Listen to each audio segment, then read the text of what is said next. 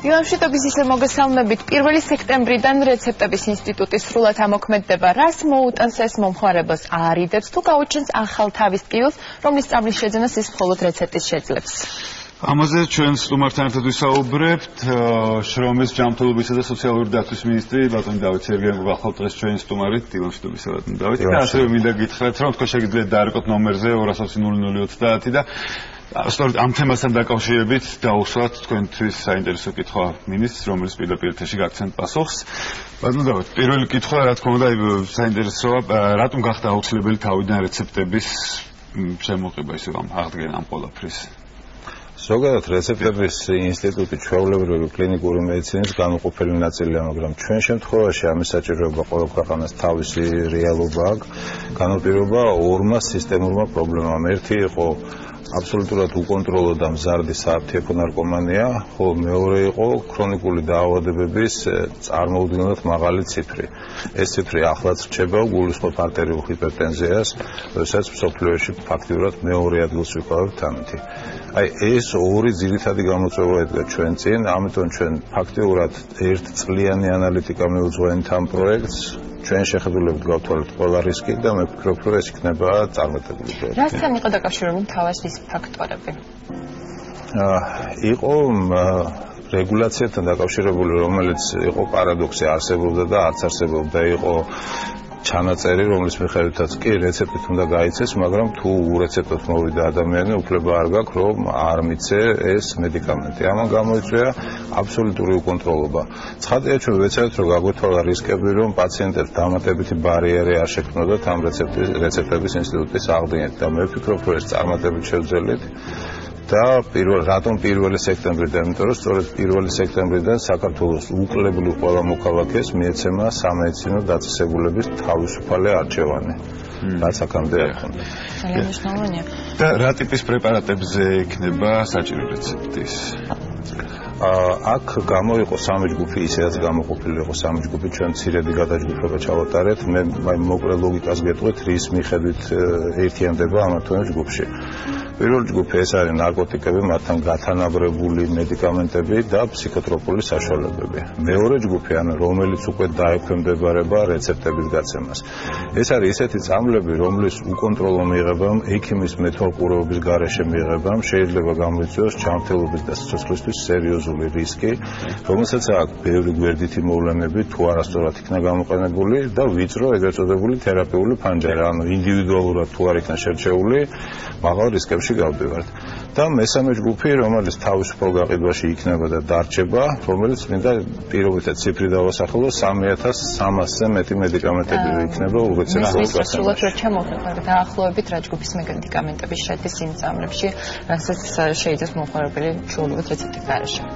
რეცეპტის გარეშე ეს არის საერთაშორისოდ მიღებული ეგრეთ წოდებული OTC ჯგუფი, რომელიც არის გაციების ტკივილ გამოყუჩებელი, კუსნაცლავის მარტივი, ასე ვთქვათ, დაავადებების დროს ადგილობრივი საშუალებები, უამრავი ახლა 3300 დასახელება არის. იგივე ანტიალერგიულები, მსუბუქი სისტემური მოქმედების, რომელსაც გვერდითი მოვლენები ძალიან ცოტა აქვს, ასე რომ ძალიან დიდი სპექტრი არის მე უბრალოდ. რომელსაც ექიმი არ ჭირდება ფაქტობრივად, ხო? აი ძალიან. ხო, ანუ ექიმი თეორიულად ნებისმიერ წამოწირდება, მაგრამ მესამე ჯგუფი თავისუფალი გაყიდვის არის ესეთი ლოგიკა, საერთაშორისო ლოგიკა ჩადებული, რომ მიღებულია, რომ ექიმის გარეშე შეძენაც პაციენტს უქმნის უფრო ნაკლებ რისკს უქმნის, ვიდრე აძლევს, ასე ვთქვათ, ბენეფიტს. ანუ ეს არის საერთაშორისო გამოცდილება და საუკუნეების ფაქტურად დაგროვებული გამოცდილება. მე მგონი ზარია. მაყურებელი ყავს ხაზზე. დილამშვიდობის მოგესალმებით და გისმენთ. დილამშვიდობის. მაინტერესებს, ვისაც არ აქვს საშუალება, რომ მივიდეს ექიმთან ყოველკვირეულად დააწერინოს რეცეპტი, რადგან მის შვილს სჭირდება ნერვოლოგიური წამალი. რა უნდა ქნას იმ ადამიანმა? მადლობა ამ კითხვისთვის, თქვენ საშუალება მომეცით, რომ მნიშვნელოვანი ახსნა გამეკეთებინა. ისეთ შემთხვევაში, როდესაც არის ქრონიკული დაავადება, ანუ ერთი და იგივე წამალი ხანგრძლივი დროის განმავლობაში ჭირდება, ძალაში შემოდის ხანგრძლივი მოქმედების მრავალჯერადი რეცეპტი, რომელიც ერთჯერად გამოწერის შემთხვევაში 1 წლის განმავლობაში იქნება ვალიდური. ხოლო წელიწადში ერთხელ ისედაც უნდა მივიდეს პაციენტი ექიმთან, რომ გეგმიურად გადამოსცეს მისი მდგომარეობა. ანუ კიდევ ერთხელ ვიმეორებ, 1 წლის განმავლობაში ნებისმიერი სიხშირით შეგიძლიათ შეიძინოთ apteekში ესწამოთ. და კიდევ ერთი ზარი გვაქვს და კიდევ ერთ მაყურებელს მივესალმებ პირდაპირ apteekში. დილამშვიდობის საგენეცელი. მაინტერესებს გულის ოპერაცია მაქვს გაკეთებული, ღებულობ ნიკომედის ვარფარი. სისტემატურად დოზირება ხან მეც ვიცით ღებულობ, ხან ნაკლებს. და რო გამითავდება ეს სისტემატურად უნდა ვიარო ექიმთან ამის რეცეპტებზე ეს? იმისათვის რომ შეარჩიოთ სწორი დოზა, მოგეხსენებათ რომ უნდა გაეკეთოთ ანალიზი ANR, რომლითაც ხდება დოზის შერჩევა. ანუ თქვენ ისედაც უნდა მიხვიდეთ ლაბორატორიაში ამ ანალიზის გასაკეთებლად. სხვა მხრივ არის ძალიან მაღალი რისკები. შესაბამისად, ვერანაირ შემთხვევაში ვერ ასწრებით ექიმთან სიარულს, თუნდაც თქვენივე ნათქვამის გამო, როდესაც ხან მეტი გჭირდება და ხან ნაკლები. თქვენ თო ხოვერ ადგენთ, ანალიზს იკეთებთ და ამის მიხედვით ადგენთ, ასე რომ აქაც დამატებითი რისკი არ გელოდებათ. ანუ ესე იგი განსაზღვრული იქნება თუნდაც ადამიანები შევდო ვერ იყიდის ბევრს, ხო, იგივე რაოდენობაც განსაზღვრული იქნება და ფსიქოტროპულებზე ძალიან ბევრს უჩნდება ეკითხოს, რომ რა იქნება ფსიქოტროპულზე, უფრო გართულდება, თქვათ, იმოქმედებს თუ არა ეს წამლის ფასზე თუნდაც. რაც შეეხება ფსიქოტროპულებს, ჩვენ 4-5 ცვლილება უკვე გავაკეთეთ სანამ 1 სექტემბრამდეც და მინდა გითხრათ, რომ მაგალითად ეს ავად სახსენებელი კრაკადილის გამოყენება 90% არის უკვე შემცირებული. ფსიქოტროპული მედიკამენტები უკვე დიდი ჯგუფები გადასული არის რეცეპტით გასაცემში 1 სექტემბრამდეც კი, დარჩა ერთეული შემთხვევები, თუ იყო, არ ვიცი, აი ასეულობით 1000 შემთხვევა, როდესაც დაუშვათ ერთი და იგივე ფსიქოტროპული მილიონზე მეტი აბი იყიდებოდა წელიწადში, ეს ჩამოვიდა რამოდენიმე ათეულამდე. ასე რომ ეს რეალურად იქნება პაციენტისთვის განკუთვნილი, სამწუხაროდ დარჩება ალბათ ერთეული შემთხვევები, იმიტომ რომ ეს ვერავინ ვერ გააქრო, ჩვენ საუბრობთ ზიანის შემცირებაზე და რაც შეეხება ფასებს, ამან რეალურად მრავალი კონსულტაციით იგივე შემომტანებთან, დისტრიბუტორებთან არ უნდა გამოიწვიოს ფასების ზრდა, თუ კი რომელიმე მათგანისგან შეგნებულად არ იქნება გადადგმული ნაბიჯი ამისაკენ, რომ საბაბად გამოიყენოს. ობიექტურად ამან არ უნდა გამოიწვიოს. თუმცა მე ვფიქრობ, რომ კონკურენცია და ბაზარი ამას დაარეგულირებს. თუმცა ფსიქოტროპულების იგივე ის სადაც მაღაზიები, აფთიაქები იქნება ისევ ცალკე, ხო, როგორც ახლა, ანუ არ გაიყიდება ესე ჩვეულებრივი. გამიჯნული თუ ამას სპეციალური რეცეპტები. აფთიაქები, საფთიაქო დაწესებულების კლასიფიკაციაში ფსიქოტროპული აფთიაქი ესეთი მცდება არ არსებობს. არსებობს კატეგორია, რომელსაც შეუძლია ფსიქოტროპულის გახედოს, მათ უბრალოდ წარწერა აქვს მარკეტინგული, რომელიც ფიქრობ ნელ-ნელა აზრს დაკარგავს უკვე. ზარია ხერობის ფონდიდან კიდევ. ისმენთ დილამშვიდობა. გამარჯობა გენცელი. CO4-ზე და ამარილზე თუ არის რეცეპტი საჭირო? CO4 ანუ დიაბეტის წამოსხმული ვთქვით, ხო? ამაზე არ იქნება მესამე ჯგუფში რამდენადაც მახსოვს არ დაგჭირდებათ. ანუ დიაბეტზე არ იქნება საჭირო. CO4-ზე ალბათ არ დაგჭირდებათ. მე ხა სულ არის 5500 დასახელება, მე ექიმი ვარ, მაგრამ 5500-ზე შეიძლება არ მახსოვდეს უბრალოდ. ამიტომ ჯანდაცვის ვებგვერდზე დღეს გამოქვეყნდება დეტალური ჩამონათვალი ყველა მედიკამენტის, იქნება ძებნის შესაძლებლობა და იქნება ცხელი ხაზი. ჯანდაცვის ვებგვერდი არის moh.gov.gov. ანუ Ministry of Health.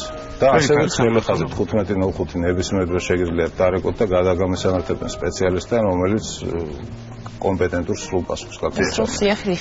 კიდევ ერთი ზარია ახლა დილამშვიდობისა.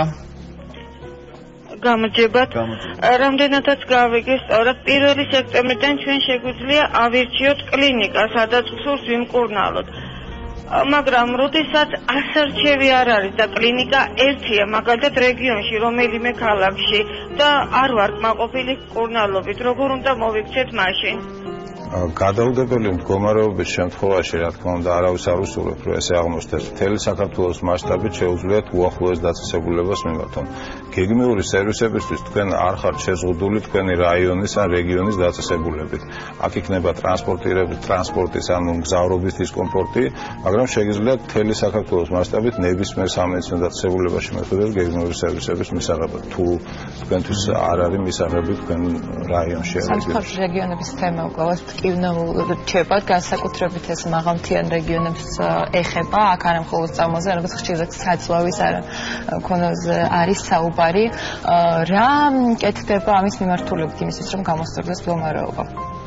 გაკეთდა ორი რამ რეგიონთან მიმართებაში ყველაზე დიდი პრობლემა იყო სოფლის ექიმი და ყველაზე დიდი პრობლემა იყო სასწრაფო დახმარება. სოფლის ექიმთან ნაბიჯ-ნაბიჯ სწორდება, ისინი იყვნენ შუაში გაყოფილი რაღაც წარმოუდგენელი მოდელის და მართვის სტრუქტურის წევრები, ისინი უკვე ჯანდაცვის სამინისტროს სტრუქტურაში არიან. მათი ანაზღაურება და აღჭურვა გაიზარდა და მე ვფიქრობ, რომ სოფლის ექიმის როლი მნიშვნელოვნად წამოიწევს. ასევე პრობლემა იყო სასწრაფო დახმარება, რომელიც ორგანიზაციულად ასევე განმოვიდა ჯანდაცვის სამინისტროში და ეს სექტემბრის ბოლოდან უკვე დაიწყება და წლის ბოლოს დასრულდება მთლიანად ავტოპარკის განახლება, ანუ იქნება ახალი სასწრაფო დახმარების მანქანები. მე ვფიქრობ, რომ რეგიონულ ჯანდაცვას პირველადი და გადაუდებელი მედიცინის დონეზე არის მნიშვნელოვნად გააუმჯობესებს. ძალიან დიდი მადლობა.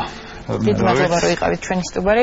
ვიმედოვნებთ, რომ საგნელოს შეამცირებს იმ რისკებს, რაც არის დაკავშირებული თვითნებური წამლის მიღებასთან. ჯანმრთელობას და წარმატებას გისურვებთ. დიდი მადლობა. დიდი მადლობა. ჩვენ გავდივართ რეკლამაზე, ძალიან მალე დავბრუნდებით.